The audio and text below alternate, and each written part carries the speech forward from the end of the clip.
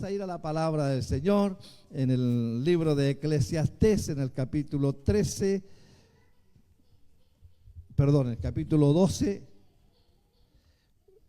versículo 13. Eclesiastés capítulo 12, versículo 13.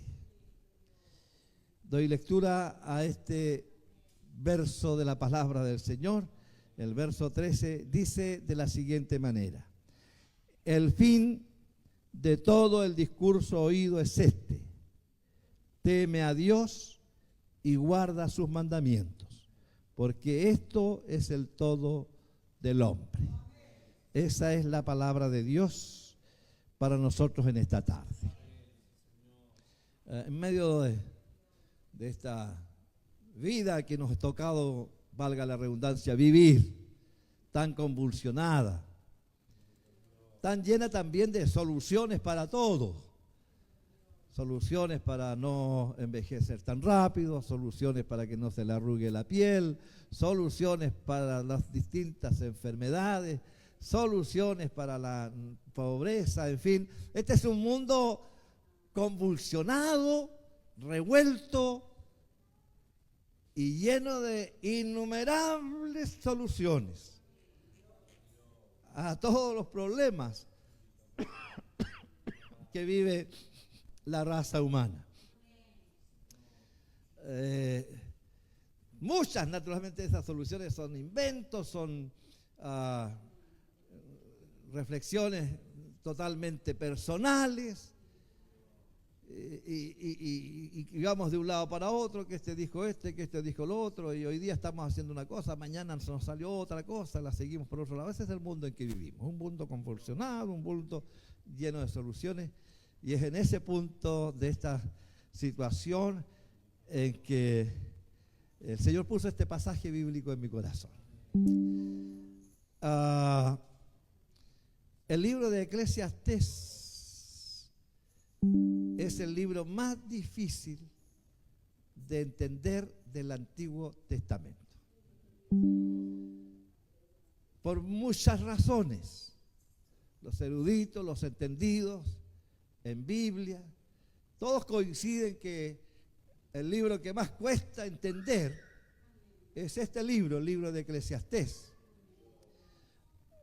Como dije, por muchas razones, aunque el libro mismo de Eclesiastés, desde su primer verso, trata de identificar el autor.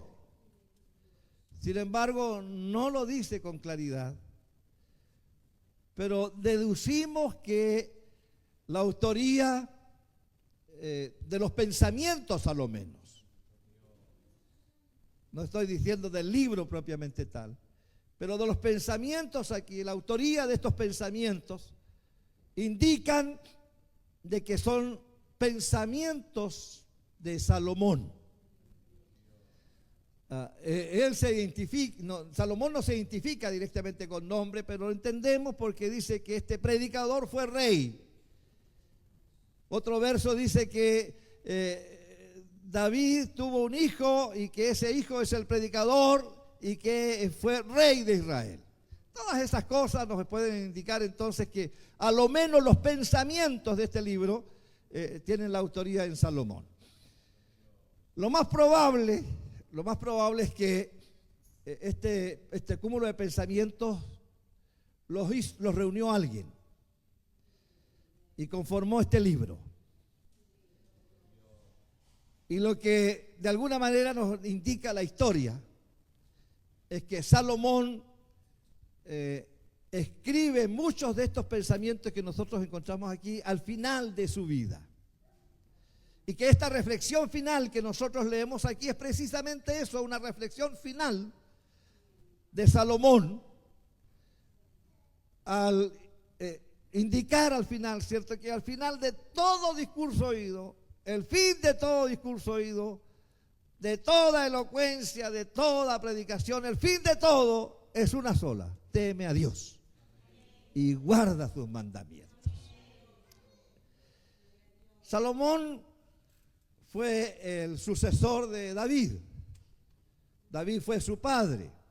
El reinado de Salomón se produjo por ahí por los años 950 al año 900 antes de Cristo. Todas esas fechas que yo pudiera dar antes de Cristo son fechas aproximadas. Pero Salomón reinó en Israel más o menos en esa fecha, en la fecha entre el año 950 y el año 900 antes de Cristo, sucesor de David, su padre.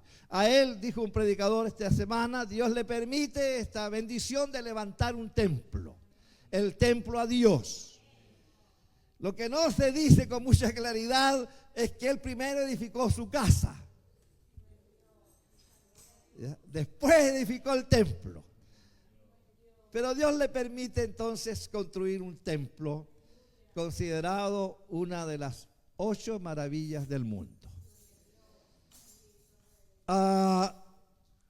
Cuando Salomón comienza su reinado, es un joven, un muchacho de aproximadamente 20 años y un poco más, es joven, y él asume esta responsabilidad de gobernar a Israel.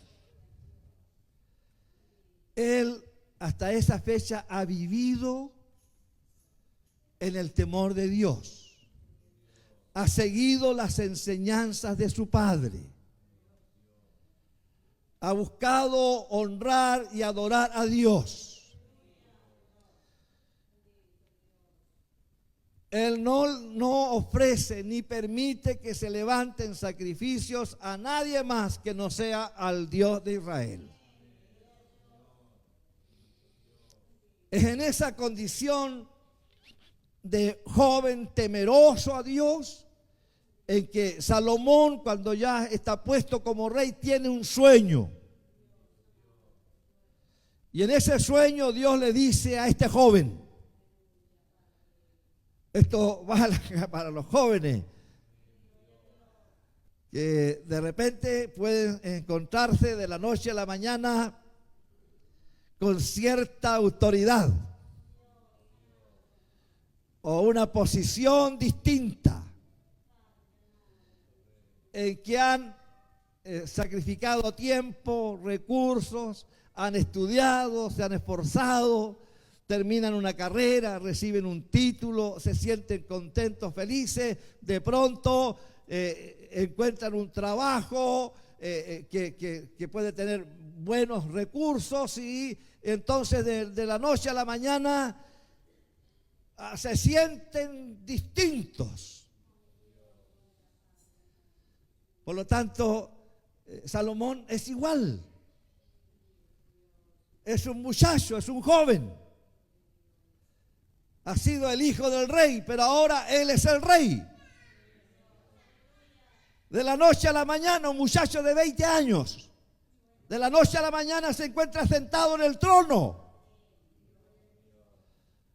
Le toca gobernar a la nación de Israel en la época en que Israel fue más grande que en todas las épocas. Fue en el periodo de David en que Israel obtuvo la mayor cantidad de territorio. Así es que ahora Salomón se encuentra en el trono para gobernar lo que él mismo dice, un pueblo que es tan difícil de contar. Que el Señor nos bendiga. Y es un muchacho, yo los pongo en esa posición, hermano, que está sentado ahora en el trono del reinado de Israel. En ese sueño que él tiene, viene Dios y le dice, pídeme lo que quieras y yo te lo voy a dar.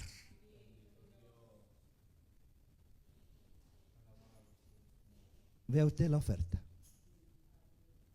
de Dios a un muchacho de 20 años, recién sentado en el trono, que Dios le hable en un sueño y le diga, pídeme lo que quieras, que yo te lo voy a dar.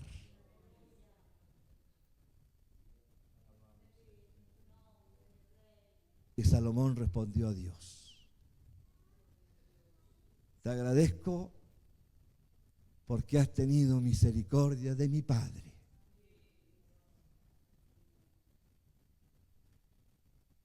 y lo coronaste como rey y tú fuiste con él hasta el día de su muerte. Ahora yo estoy puesto frente a un pueblo tan numeroso, imposible de contar. Y yo soy joven. Qué tremenda seriedad de un muchacho de 20 años. Yo soy joven y no sé entrar ni salir. Y estoy puesto frente a un pueblo numeroso. Solo te pido que me des sabiduría para gobernar este pueblo. Que el Señor nos bendiga.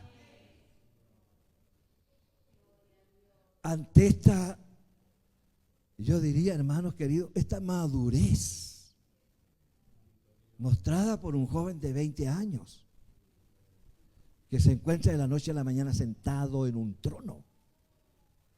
Ante esta madurez en la respuesta, Dios le dice: no solo te daré sabiduría, porque pudiste haber pedido poder para destruir a todos tus enemigos. Pudiste haber pedido riqueza, pero por haber pedido solamente sabiduría, te daré sabiduría a tal grado que no ha habido ni habrá nadie más sabio que tú. Gloria al Señor. Este es el trato este no es el trato de un viejo, de un anciano experimentado con Dios, este es el trato de un muchacho con Dios. Dios está tratando con él de esta manera y diciéndole: además, tú no has pedido riquezas, pero yo te haré el hombre más rico de tu generación. No habrá hombre más rico que tú en esta generación. Que el Señor nos bendiga. Y adoró Salomón a Jehová. Se levantó y quemó 1000 holocaustos. ¿Cuántos son capaces de dar 1000 glorias a Dios esta noche aquí?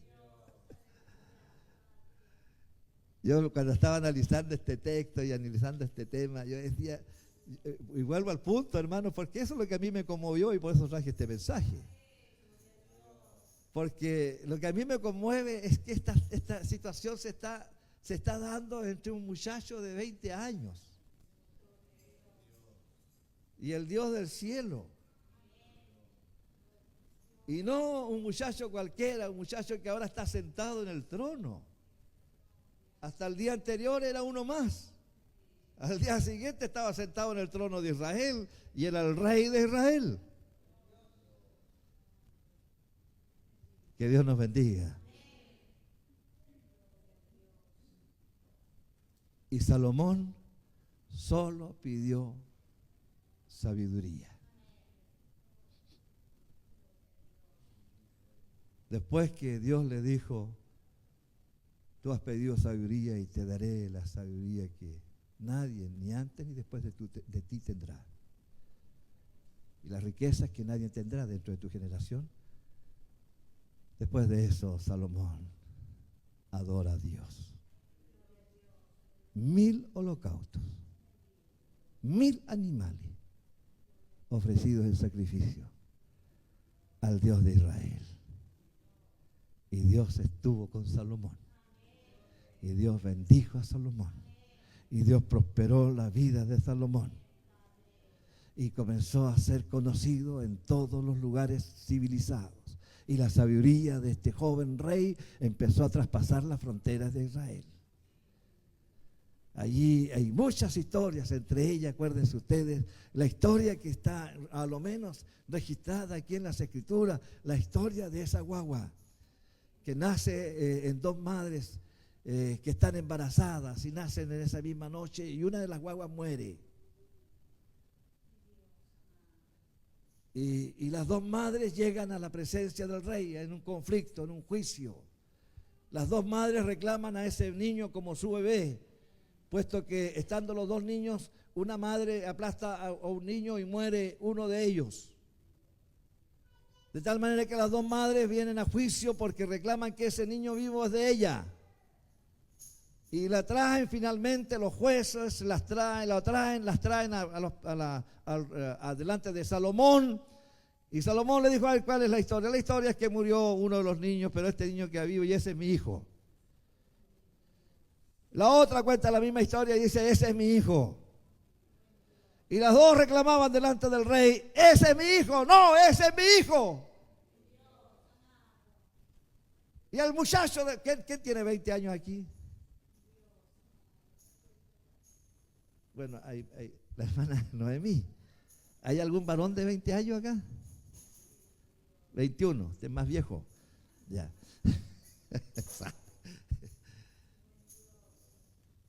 Y él está escuchando el debate y el griterío de las mujeres: es mi hijo, es mi hijo. Entonces se para del trono Salomón y dice: ¡basta! Tráigame una espada. Pongan al niño aquí adelante, la voy a partir en dos y la mitad va para cada una y se acaba el problema. Enojado. Y una de las mujeres dice: no, rey, déjaselo a ella. No lo mates, déjaselo a ella. Entonces Salomón, de 20 años, toma al muchacho y le dije: este hijo es tuyo. Solo una madre podría reaccionar así. La otra estaba dispuesta. Así sea, dijo ella, la otra. Bien dicho, la mitad para cada uno. Pero la otra dijo: no, rey, déjalo vivir, no le quites la vida. Y Salomón toma al niño y se lo pasa a ella: este es tu hijo. Y venían de otros reinados, y venían de otras naciones a recibir el consejo de Salomón. Y allí Salomón aconsejaba y orientaba, no solo a gente común, sino a reyes. Venían reyes, venían reinas.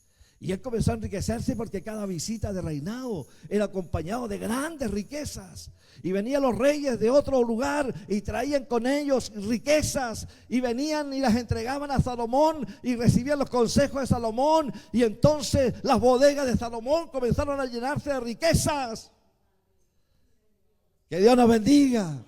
Y tenía 40 años ya Salomón y era el hombre más rico de su generación. Había pasado 20 años y entonces él dijo: tengo tanta riqueza, no hay en qué gastar. Y entonces comienza a comprar caballos.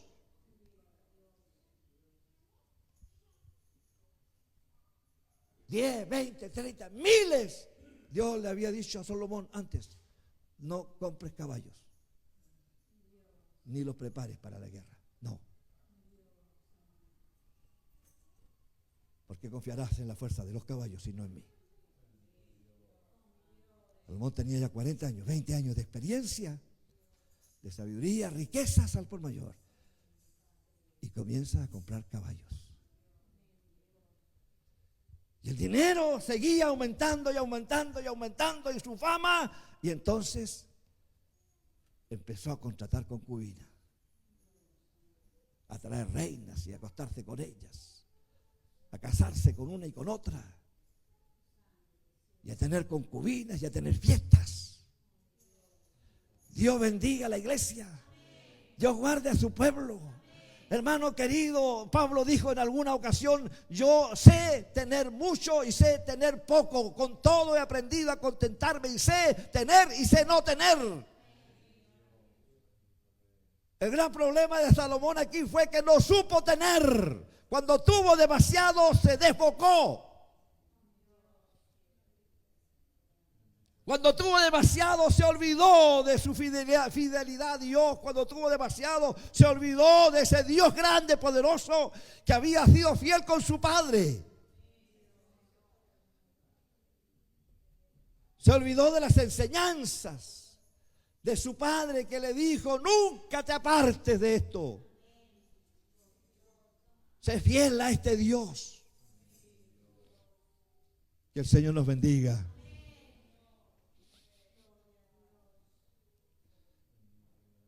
Y comienza Salomón a apartarse de los caminos de Dios, a disfrutar de las riquezas, de la fama, y se olvidó de Dios. Que el Señor nos bendiga. 60 años tenía Salomón. Y entonces descubre que ha ofendido a Dios, que ha confiado en las riquezas, que ha confiado en la fama. Y entonces escribe su primera porción a los 60 años. Todo es vanidad. Todo es vanidad. Todo lo que está debajo del sol es vanidad. Porque lo que encontró finalmente Salomón, hermanos, es que ni las riquezas ni la fama le dieron felicidad. Todo lo contrario, mientras más se alejó de Dios, más infeliz era, más insatisfecho se encontraba. Entonces, al final, él mira todas sus riquezas, mira todo su entorno y dice: todo lo que hay debajo del sol es vanidad. El término vanidad significa pasajero. Todo esto que está debajo del sol pasa. Tus momentos de gloria, de prosperidad, en que todo te está saliendo bien, todo eso en algún momento termina.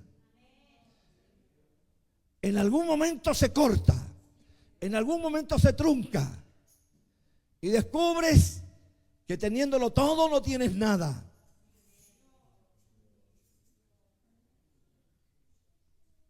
Y entonces escribe este libro, Eclesiastés. Discurso, asamblea, predicador, eclesiástico, en fin, un montón de definiciones. Pero es aquí lo que yo en algún momento he dicho: es la oración del arrepentimiento de Salomón. Vivió 40 años, reinó sobre Israel. 20 años lo hizo bien. Los últimos 20 años lo hizo mal. Pero al final él se arrepiente y puede escribir lo que nosotros hoy hemos leído. El fin de todo discurso oído es este: teme a Dios y guarda sus mandamientos. Temer a Dios no es tenerle miedo a Dios, es reverenciarlo, es respetarlo, es tomarlo en serio, hermano. Sea bendito el nombre del Eterno, como dice Israel. Sea bendito el nombre del Eterno. Él es Dios y no hay otro. No necesitamos del Dios del fuego, no necesitamos del Dios de la lluvia, no necesitamos del Dios de la primavera, no necesitamos del Dios del sol, no necesitamos del Dios de la cosecha, no necesitamos del Dios de la siembra. Dios lo es todo. Él llena y suple todas nuestras necesidades. Él es más que suficiente. Temer a Dios es tomarlo en serio. Si tú estás aquí, si estamos aquí, hermanos queridos, es porque tememos a Dios, porque reverenciamos su nombre, porque respetamos su nombre. Y cada vez que se habla de Dios, nosotros sentimos respeto. No le tenemos miedo porque el Dios nuestro no es un Dios ogro, es un Dios de amor, de piedad, de misericordia. Pero le tenemos respeto. Es como el ratoncito que se cría en la jaula del elefante y que sube por sus patas y recorre su guata y juega y vive ahí en la jaula del elefante, pero tiene el cuidado de no ponerse nunca debajo de la pata del elefante. Porque el día en que se ponga debajo de la pata del elefante, el elefante pise, hasta ahí le llegó todo. Como he dicho en otra ocasión, este respeto a Dios es como el policía experto en desactivar bombas, que puede llevar 30 años de experiencia, pero cada vez que lo llaman para desactivar una bomba, se viste con todo el equipaje necesario y con mucha precaución y cautela se acerca al paquete, desaloja el edificio, desaloja el lugar. No sabe si el paquete tiene una bomba poderosa o no, pero va después de 30 años de experiencia, lleno, cubierto con su equipaje, con su vestuario antibomba, y con mucha cautela va cortando los cables. Él sabe que si se equivoca, él muere ahí. No le tiene miedo, pero respeto. Eso significa, hermano, temer a Dios. Y cuando usted y yo actuamos livianamente, estamos mostrando que no respetamos a Dios. Hemos prometido servir a Dios, seguirle hasta el final en los momentos buenos y en los momentos malos.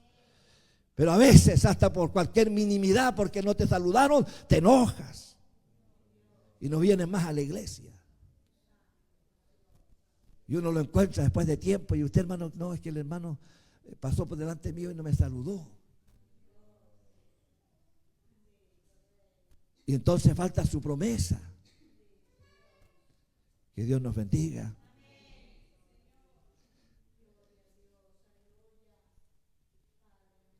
Temer a Dios es respetarlo. Usted y yo hicimos una promesa: servir a Dios hasta el fin de nuestros días. Si usted respeta a Dios, lo va a seguir y va a servirle hasta el último día. No importa lo que tenga que pasar, Dios nos ayudará. Él estará con nosotros y nos sostendrá con su mano poderosa. Respetamos a Dios, lo tomamos en serio.